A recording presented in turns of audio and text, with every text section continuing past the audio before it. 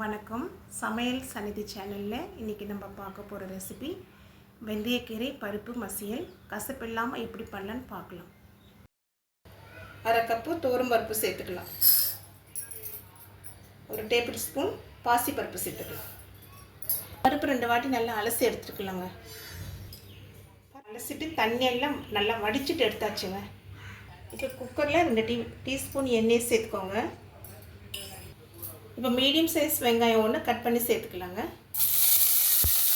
வெங்காயம் 1 நிமிஷம் வதக்கிக்கலாம். இப்போ துவரம்பருப்பு பாசிப்பருப்பு நல்லா 2 வாட்டி அலசி வச்சுருக்கோம். இந்த பருப்பு சேர்த்துக்கலாம். தண்ணி எல்லாம் வடிச்சிட்டு தாங்க சேர்த்துக்கணும். இந்த பருப்பு மீடியம் ஃப்ளேம்லேயே வாசனை வர வரைக்கும் வறுத்துக்கலாம். பருப்பு கொஞ்சம் மணம் வந்துடுச்சுங்க. இப்போ ஒரு 4 பச்சை மிளகாய் இந்த மாதிரி கட் பண்ணி சேர்த்துக்கிறேன். உங்கள் காரத்துக்கு ஏற்ற அளவு நீங்கள் சேர்த்துக்கலாம். சேர்த்துட்டு ஒரு வாட்டி நல்லா கலந்து விட்டுக்கலாம்.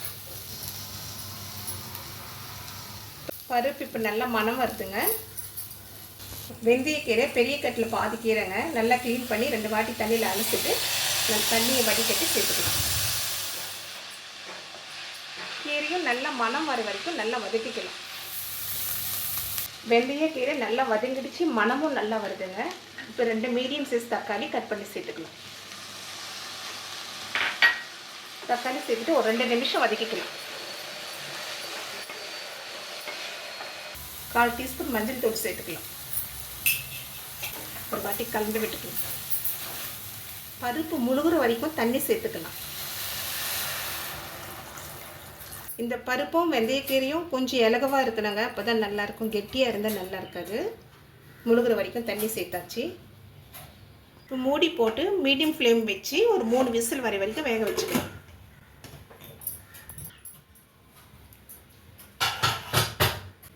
பருப்பு கீரை நல்லா வெந்துடுச்சு பாருங்கள். பருப்பு கீரை நல்லா வெந்துடுச்சு. கரண்டியில் லைட்டாக மசிச்சு விட்டுக்கலாம். சின்ன கோலி சைஸு புளி கரைசல் சேர்த்துக்கலாங்க. 2 தக்காளி சேர்த்துனால புளி கொஞ்சமாக சேர்த்துக்கணும், இல்லைன்னா புளி அதிகமாகிடும். இப்போ கொஞ்சமாக குழம்பு மிளகாய் தூள் சேர்த்துக்கலாம். பச்சை மிளகாய் சேர்த்துருக்குறோம். கொஞ்சம் சேர்த்தா டேஸ்ட் நல்லாயிருக்கும். இப்போ தேவையான அளவு உப்பு சேர்த்துக்கலாம். ஒரு வாட்டி கலந்து விட்டுட்டு ஸ்டவ் ஆன் பண்ணி மீடியம் ஃப்ளேமில் புளி பச்சை வாசனை போகிற வரைக்கும் வேக வச்சுக்கலாம்.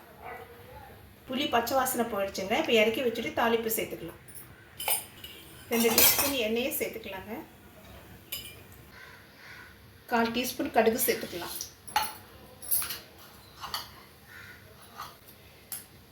நான் சீரகம் கொஞ்சம் அதிகமாக சேர்த்துப்பேங்க. ஒரு 1/2 டீஸ்பூன் சேர்த்துக்கலாம். கடுகு சீரகம் பொரிஞ்சிடுச்சு. இப்போ 3 காஞ்ச மிளகாய் 2 உடச்சி சேர்த்துக்கலாம். ஒரு வாட்டி கலந்து விட்டுக்கலாம்.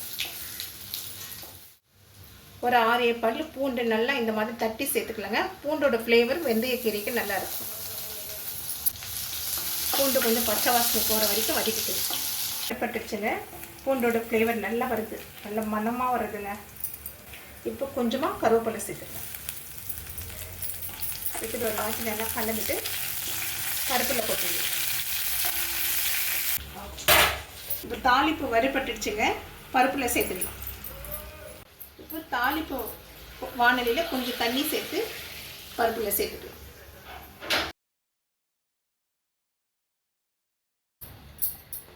தாளிப்பு சேர்த்த பிறகு ஒரு 2 நிமிஷம் வேக வச்சுக்கலாம். 2 நிமிஷம் ஆயிடுச்சுங்க. வெந்துடுச்சு. ஸ்டவ் ஆஃப் பண்ணிடலாம்.